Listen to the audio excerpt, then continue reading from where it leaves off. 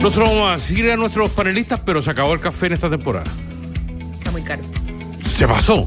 ¿Qué vamos a hacer? Yo necesito café. El doble. Yo no existo sin café. ¿Tú? O sea, tenés que incorporarlo en los gastos ya está imprescindibles, digamos. Ya está, por eso te digo. Sí. Vamos a tener que cortar por otro lado, digamos. ¿Te gusta mucho el café a ti? ¿Tú no tomas mucho café? No. No, de hecho, no te he visto mucho tomar café. De hecho, cuando subo el membrillo, ponte tú, vamos a estar en problemas. Sí, tú tomas mucho jugo de membrillo. Sí. ¿Por qué? No tengo idea. No se sabe, sí. No se sabe. Algún día se podrá develar aquí el misterio. Pero... pero existe una razón. El café subió de manera exorbitante. Y además hay cierta escasez en los mercados, como suele pasar. Hay acaparamiento de café. Ay, no, vamos a empezar con eso, que vamos a llegar a los... No. Obviamente. Así como Nespresso cerrando sus locales porque no quedan cápsulas.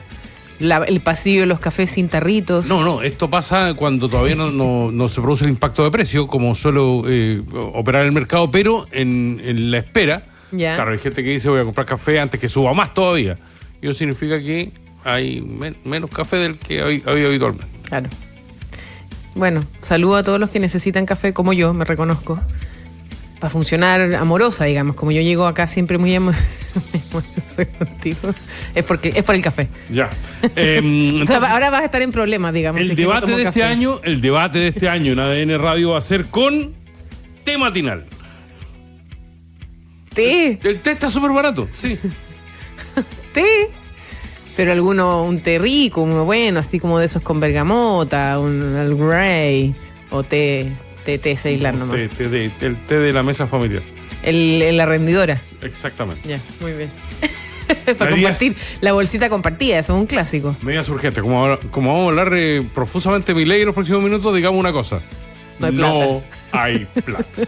No hay plata. Bueno, para hablar de esta polémica que nos ha dado tanto material para seguir hablando del presidente de Argentina, que sabemos siempre ha sido muy, muy polémico, pero esto efectivamente ya alcanza otros niveles. Vamos a hablar sobre el Bitcoin, sobre las criptomonedas, todo esto a raíz de esta promoción que hizo el presidente Javier Milei de esta criptomoneda llamada Libra, y vamos a saber cuáles son los detalles, cómo evitar caer en estafas. Hay mucha gente que todavía no entiende cómo funciona esto de las criptomonedas. Bueno, para hablar de eso estamos con Joel Weinstein, cofundador de Orionx, que está aquí con nosotros para hablarnos de esto. ¿Cómo estás? Hola, muchas gracias. Bien, aquí estamos. Flor de mala publicidad que le hizo Javier Milei a las criptomonedas. En la última bala en la pistola jugando a la ruleta rusa. Si hay el casino, puedes perder, hay más opciones de perder que ganar. Partamos básicamente, Joel. Ay, perdón, lo dije mal. Joel. Eso que lo habíamos practicado, quiero destacar. Y tomé café. Planteando básicamente qué son las criptomonedas. Bueno, a ver, las criptomonedas nacen en el 2008 con un white paper que se saca de manera, digamos, anónima. Nadie sabe quién inventó Bitcoin. Y después se empieza a desarrollar de manera abierta, distintos desarrollos en distintas partes del mundo, como con código abierto. Y así nace Bitcoin con la tecnología subyacente de blockchain. Y después empiezan a salir un montón de otras criptomonedas que intentaban, utilizando la misma tecnología de blockchain, resolver distintos problemas. Entonces, Bitcoin es el primer criptoactivo que existe, y después empiezan a nacer otros como blockchain de Ethereum, con Ether, Ripple, ahora Solana, que está súper de moda, y así. Y básicamente lo que nos permite es, Bitcoin en particular, resolver el problema de la escasez digital. Es la primera moneda dura digital que te permite tener escasez, ¿cierto? Porque solamente hay 21 millones de Bitcoin. Y actuar de manera descentralizada. Esto significa que no hay un banco central, no hay un actor central que está coordinando esto y que puede, por ejemplo, emitir más o decir, ¿sabes qué? Tú no quiero que haga este movimiento, ¿no? Entonces te entrega esta como libertad y te permite tener esta autocustodia de estos activos digitales que por primera vez son escasos en el mundo. Pero que terminó convirtiéndose yo en un elemento de especulación, ¿no? Claro, en el caso de las criptomonedas hoy día es demasiado fácil crear una criptomoneda nueva, como es el caso de lo que ocurrió el fin de semana en Argentina con Libra. En el caso de Bitcoin, claro, uno podría hablar que tiene que ver con especulación, sí, pero hay un sentido económico muy potente detrás de Bitcoin que evidentemente se basa en oferta y demanda, como es el mercado en general, pero que mediante la escasez y todos estos beneficios que les comentaba, ha generado un interés muy, muy grande porque resuelve un problema que es súper real, que de repente en Chile quizás no sentimos tanto, pero en mismo Argentina o Venezuela, este es un problema que es súper grande. O sea, cuando tú tienes periodos extremadamente, o sea, de una inflación extremadamente alta y no tienes la posibilidad de acceder a una moneda dura, bueno, ¿qué haces? Pierdes toda tu plata, ¿no? No puedes comprar dólares, no los puedes mandar para afuera. Con Bitcoin eso no existe. Porque tú, una vez que tienes tu Bitcoin, lo puedes mover de manera libre. Entonces son estos países como Venezuela, como Argentina, Turquía, que han tenido estos problemas, donde hemos visto los mayores casos de uso, porque esto efectivamente resuelve un problema real. Y yo como emprendedor con una empresa tecnológica, que tenemos gente trabajando con nosotros en distintos países de Latinoamérica, nosotros les pagamos con criptomonedas. Para ellos es mucho más fácil que nosotros les paguemos con cripto a que les paguemos con moneda fiduciaria, ¿no? Claro, que le hagamos un dólares. SWIFT. Exacto. Ahora, la gente, bueno, muchos en realidad no entendemos de repente las criptomonedas, el valor que tienen, porque uno está acostumbrado a saber cuál es el valor, en este caso del peso chileno, también del dólar, uno va manejando quizás el euro, pero cuando uno viaja a algún país, por ejemplo Latinoamérica, siempre tiene que saber cuánto está el sol, el real. Está esa como confusión, el peso argentino. ¿Cuánto vale, por así decirlo, una criptomoneda? ¿Hay una especie de equivalencia? Esto es oferta y demanda y de nuevo, o sea, cuando uno habla de criptomonedas es un concepto, ¿no? Es un concepto, no es que Entonces, existan criptomonedas como... Existen, pero son distintas. Entonces, Ya. Bitcoin es una criptomoneda, Ya, Ether perfecto. es otra criptomoneda, Ripple, Solana. Entonces, hay un montón de criptomonedas. La que salió el viernes en Argentina, Libra, esa es otra criptomoneda. Ya. ¿Y cuánto vale? Bueno, vale lo que decida el mercado. ¿Y cómo lo decide el mercado? Bueno, en plataformas como Orionex y otras grandes plataformas internacionales donde se transa Bitcoin y otras criptomonedas, hay oferta y demanda, aquí hay arbitraje, entonces el mercado se va perfeccionando y uno va viendo que los precios son homogéneos en los distintos lugares, las distintas plataformas o marketplace, y ese es el precio al final del día. Entonces, ¿cuánto vale un Bitcoin? Un Bitcoin vale lo que alguien está dispuesto a pagarme por ese Bitcoin. ¿Y cuánto eso? Bueno, lo que se esté transando en el mercado internacional, básicamente. Joel, explícanos qué pasó el fin de semana con Libra, cómo diantre se llegó a esa situación y fundamentalmente qué motiva... Porque hay un debate político, pero esto parte por una decisión económica del presidente argentino de, según él, promocionar o difundir una criptomoneda. Sí, mira, lo que pasa el fin de semana, la verdad es que es súper lamentable para la industria y es algo que ya hemos visto antes. Lo hemos visto en Estados Unidos con Elon Musk, con Donald Trump, que hablan de ciertas criptomonedas y estas suben. El caso de Elon Musk pasó con Doge. Bueno, el caso de Trump con propias criptomonedas y proyectos que él mismo ha estado lanzando. Entonces, al final nos damos cuenta que el poder que tienen las redes y estos personajes que tienen millones y millones de seguidores en sus redes sociales tienen un impacto súper, súper grande en las cosas que ellos promocionan. Y básicamente es lo que vimos el viernes. Entonces, y hay muchas particularidades sobre lo que ocurre el viernes, porque la verdad es que cuando uno mira este proyecto de Libra, a todas luces parece un scam, parece una estafa, ¿ya? Y hay muchos red flags que uno identifica cuando uno investiga una criptomoneda. Entonces, cuando tú te paras ok, ¿sabes qué? Quiero evaluar esta criptomoneda para invertir. Tú tienes que hacer tu propia investigación, ¿cierto? Es lo mismo que si tú quieres comprar una acción de Falabella o Sokimich, lo que sea, tú tienes que investigar y decir, bueno, ¿sabes qué? Después de mi investigación, decido que es una buena inversión, ¿cierto? Y uno debería hacer eso con cada una de las inversiones que hace. Las criptomonedas no son distintas. Entonces, ¿qué es lo que ocurre? Es un proyecto que no tenía una página web, se lanza el mismo día. El token se lanza 3 minutos antes de que salga el tweet de Milei, ¿cierto? No hay un white paper, no hay una claridad de ok, ¿qué es lo que ofrece este proyecto? ¿Cómo lo va a hacer? Y después, bueno, tenemos el gran problema que ocurre con este tipo de proyectos, que tiene que ver con la emisión de los tokens y la distribución de los tokens. ¿Quiénes tienen estos tokens? ¿Los pueden vender o no? Entonces, típicamente en este tipo de proyectos, los fundadores tienen un porcentaje de estos tokens y ciertos inversionistas también, pero ellos no pueden vender al principio para que no pase lo que ocurrió el viernes. Entonces, ¿qué ocurrió el viernes?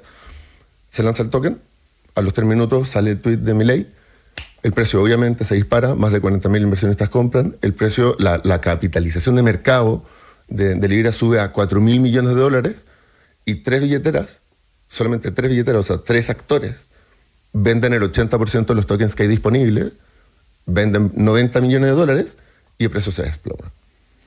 Obviamente, si yo promociono esto, digo, bueno, aquí, o sea, como me estafaron. Esto no era evidentemente, esto es algo que no beneficia a nadie, solamente a esas 3 personas, ¿no? Entonces es muy lamentable porque sería muy extraño que un presidente de una nación se exponga a una cosa que tan evidentemente es una estafa, ¿no? O sea, independiente de que tú puedas ver que el proyecto no se ve sólido, en un par de horas miles y miles de personas perdieron fortunas. El impacto de esto es gigantesco. Bueno, lo vimos el fin de semana, las consecuencias que ha tenido, todos los problemas, bueno, que tú mismo decías, Aldo. Aquí va a haber una persecución política importante, dio mucha carne, ¿no? Entonces la exposición creo que era innecesaria, creo que se cayó muy muy fuerte en algo que era súper evitable, ¿no? Porque a todas luces aquí no teníamos un proyecto sólido. Y la defensa de él va a ser bien difícil, porque esta no es la primera vez que le pasa. Lamentablemente, cuando él era senador en Argentina, promocionó otro proyecto que tuvo resultados similares. O sea, que al poco tiempo también estaba valiendo cero el token. Entonces, la verdad es que la situación es súper, súper lamentable y no le hace bien a nadie. O sea, no le hizo bien a él, no le hace bien al mundo de las cripto, no nos hace bien a nosotros como región, digamos, ¿no? O sea, la verdad es que es muy, muy lamentable lo que pasó el viernes. Ahora, cuando comenzó el tema de las criptomonedas, del Bitcoin, se hablaba mucho de invertir en criptomonedas y fue como un boom en su minuto. ¿Cuál es la situación hoy en día de las criptomonedas, por lo menos acá en Chile, donde hay que recordar además que no son consideradas una moneda legal? Claro, bueno, hoy día nosotros en Chile tenemos la gracia de que el mundo de las criptomonedas está regulado por la CMF, así que todos los que interactúan, digamos, con el mundo de las criptomonedas son hoy día empresas reguladas. Y te diría que se me fue la pregunta, me fui en mi onda y se me olvidó cuál fue la pregunta. ¿Cómo estamos en Chile, básicamente? Claro, ¿Tenemos un mercado regulado? Los casos de uso, sí. ¿Opera el Banco Central de alguna manera en el control de las criptomonedas? Nos gusta tener en nuestro Banco Central, sabemos que está siempre ahí, digamos. Sí, no, lo que está pasando eso da en Chile, cierta confianza. Lo que está pasando en Chile con el mundo de las cripto es súper, súper interesante. La ley FinTech lo que hizo fue regular a los actores, ¿cierto? Pero también creó lo que se llaman las monedas estables y le dio la potestad al Banco Central de regularlas, ¿ya? Y eso responde un poquitito a cuáles son las tendencias hoy día, qué es lo que está ocurriendo con las criptomonedas en el mundo. El principal caso de uso que tienen las criptomonedas hoy día tiene que ver con los pagos internacionales. Que era algo que se hablaba mucho y se decía, sí, tiene el potencial, qué sé yo. Bueno, hoy día es una realidad. Se mueven varios miles de millones de dólares desde Chile y hacia Chile en criptoactivos, principalmente en monedas estables como Tether. ¿Ya? Las monedas estables son básicamente representaciones de algo. En el caso de las monedas estables, de dólar, por ejemplo, representan $1. Entonces, un token es $1. Y hoy día se está moviendo un montón de plata a través de estas stablecoins. Y los casos de uso son básicamente para la gente, para el retail, o sea, para la persona de la calle. Nosotros tenemos que pensar que el promedio que manda un venezolano de vuelta a Venezuela son $40. Si tú quieres hacer eso con un SWIFT, es imposible. O sea, el SWIFT te puede costar $100. Si lo haces con las fintechs, qué sé yo, puede costar un 5%. Se puede demorar 5 días, pero cuando tú tienes una hiperinflación, puedes tener un 5% de inflación diaria, en 5 días perdiste el 25%, más el 5 que pagaste, 30%. Bueno, con las criptomonedas, en 10 segundos la plata ya está en Venezuela, se puede liquidar y no perdiste nada, ¿no? Entonces, es uno de los principales casos de uso que hemos vivido en el mundo de las criptomonedas, particularmente en Chile y en la región, en Argentina, Venezuela, Perú, Colombia, México. Bueno, en México, el corredor México-Estados Unidos de movimiento de capitales brutal, las criptomonedas están participando muy, muy fuerte en eso.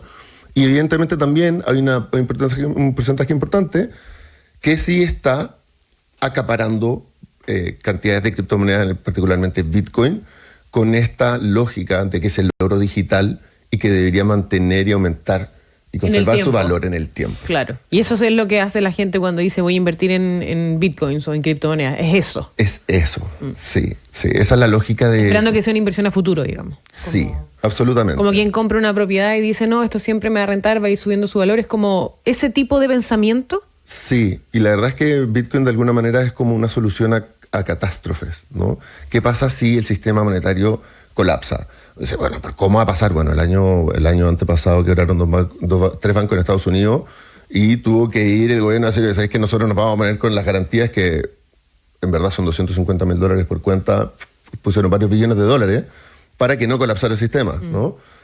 Yo al próximo Milei me dice, la desesperada defensa que tiene por su actuación de este fin de semana es la bala en la ruleta rusa. ¿Está haciendo una metáfora adecuada? ¿Es una inversión de ese nivel de riesgo, no? Bueno, en el caso del proyecto que estaba promocionando él, sí. Porque, de nuevo, depende en qué estás invirtiendo, ¿no? Es como que yo te dijera, si tú quieres invertir en un emprendimiento, invertir en un emprendimiento todos sabemos que es 0 o 1, ¿no? O le va muy bien o quebra en el corto plazo, ¿cierto? Bueno, ¿es eso ir al casino? Bueno, depende, porque depende de cuál es la investigación y la evaluación de la inversión que tú estás haciendo. Pero es que en el marco de la inversión, ha pasado un montón de veces en las grandes crisis que han terminado incluso en acciones judiciales. Estoy pensando en Chang, estoy pensando en Garay, estoy pensando en gente que va a hacer estas inversiones con la posibilidad de rentar de manera muy fácil y muy generosa. Es decir, te ofrecen el 10% a no sé cuánto. Que queda la sensación de que con lo que aconteció el fin de semana también es una de las opciones de las criptomonedas, es decir, invertir con una rentabilidad muy fácil y muy rápida. Eso es efectivo, ¿no? Bueno, es que la promesa de grandes rentabilidades sin riesgo no existe. Entonces, si alguien te promete eso, la verdad es que la probabilidad de que sea una estafa es demasiado alta. Siempre mejor siempre dudar. O sea, por eso es muy importante que tú hagas tu propia investigación y no te dejes llevar por lo que dice el resto. Entonces, si te están prometiendo algo, bueno, que te demuestren cómo están consiguiendo eso. Porque si alguien te está ofreciendo un 10% de rentabilidad anual sin riesgo, eso es extraño. ¿Por qué? ¿Cómo lo estás haciendo? Bueno, cuéntame, detállame cuál es el fundamento que hay detrás de tu promesa. Y si hay un proyecto nuevo de criptomonedas que tiene un sustento lógico, que es un proyecto que se ve consistente, que los fundadores tienen experiencia en lo que están haciendo, etcétera, etcétera. Entonces, eso te da a ti mucha más confianza y disminuye tu riesgo. ¿Lo elimina? No, como en ninguna inversión. Entonces, aquí lo más importante, pero por lejos, es hacer tu propia investigación y entender qué es lo que estás comprando, en qué estás invirtiendo. En el caso de Libra, la gente lamentablemente estaba invirtiendo en la confianza que le dio Milei, nada más. ¿Sabemos el nombre de los 3 gallos que se forraron con esto, no? No. No, también pueden haber sospechas, pero sí. Lo que pasa es que en este tipo de casos lo más probable siempre es que sea gente que tenga información previa, ¿no? Entonces, cuando tú miras, por ejemplo, porque una de las gracias de las criptomonedas es que todo queda público, ¿no? Entonces, nosotros podemos ver cuáles fueron las compras que se hicieron de los primeros tokens y cuánto tiempo se demoraron en salir esas compras. Y las compras más grandes ocurren en el minuto 0. O sea, sale el tweet y hay unas compras muy, muy grandes que evidentemente, como a todas luces, no se pensar que eso está automatizado, ¿no? Como que alguien sabía que iba a salir ese tweet y con ese tweet fueron a comprar. Entonces, lo más probable es que hayan sido insiders, pero a día de hoy es difícil saber exactamente quiénes fueron. A partir de Libra, y más allá te reitero, más allá del efecto político que va a tener en Argentina y fundamentalmente la visita pues se solicitaron investigaciones a Estados Unidos y seguramente el tema va a ser planetario en términos de determinar qué pasó y cómo pasó. Pero independientemente de aquello, cuando tú dices afecta a la economía de un país, ¿cómo afecta a la economía es solo el efecto, ¿cómo decirlo? En reputacional de Argentina el que se vea afectado, ¿no? ¿O en términos prácticos también impacta la economía?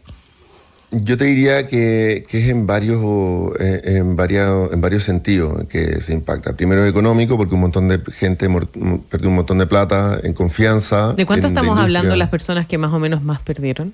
¿Sabemos? ¿Más o menos? ¿La inversión que hicieron, digamos? O sea, se habla de $90 millones que se retiraron en un periodo muy, muy corto. Y eso es básicamente alguien que compró eso. Digamos, ¿a qué precio lo volvieron a vender ellos? No, es difícil saber. Pero estamos hablando que en pocos minutos se liquidaron $90 millones. Y claro, ¿qué es lo que ocurre? Cuando tú liquidas con el 80% de la liquidez, el precio se desploma. Se desploma. Entonces, después de eso no hay mercado.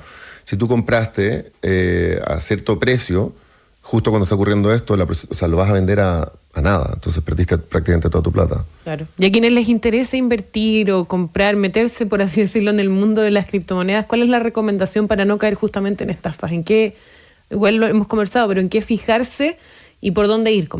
poquito primero, entender cómo funciona, por dónde va la cosa. Sí, mira. Igual es como etéreo. Como éter, dices tú. Claro.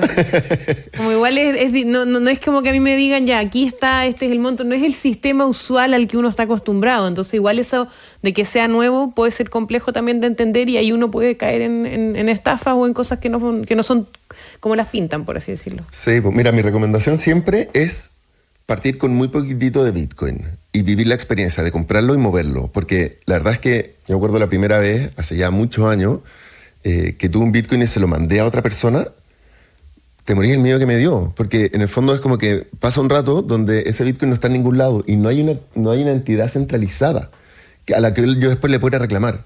O sea, entonces, la perdiste y perdí. Da nervio. Entonces mi recomendación es comprar un poquitito y mándaselo a alguien y vive la experiencia de mandar un Bitcoin.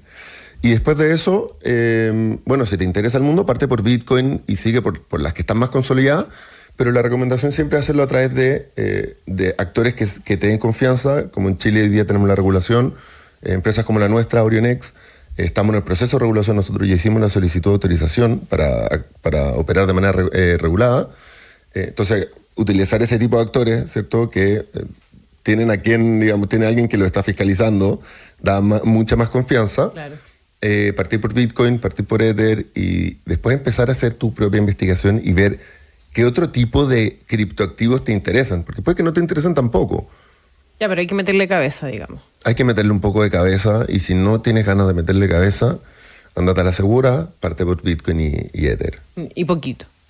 Y poquito, nada que no estés dispuesto a perder, porque aquí la volatilidad es alta. Claro. Algo que también es importante entender. Ese fue el concepto, nada que no estés dispuesto, claro, a perder eventualmente de que puede pasar algo que no esperabas. Sí, y también es importante que la gente entienda algo. Así como todos los mercados tienen sus ciclos, el mercado inmobiliario, qué sé yo, el mercado de las criptos también tiene un ciclo y súper mercado es de 4 años. ¿Ya? Entonces, si tú vas a invertir y tu horizonte es a menor a 4 años, bueno, te enojo, ¿no? Porque la tendencia, tú tienes un periodo de tendencia súper alcista, que es un poquito lo que hemos visto el último año, y después periodo donde la tendencia es más bajista. Entonces, si tú justo compras en la tendencia bajista y tu horizonte es menor a 4 años, entonces puedes estar en problemas, ¿no? Entonces, es importante tener en consideración esas cosas y bueno, una vez que ya estás ahí adentro, confiar en lo que estás haciendo. Por eso es importante entender en qué estás invirtiendo, porque si no entiendes, es difícil confiar, ¿no?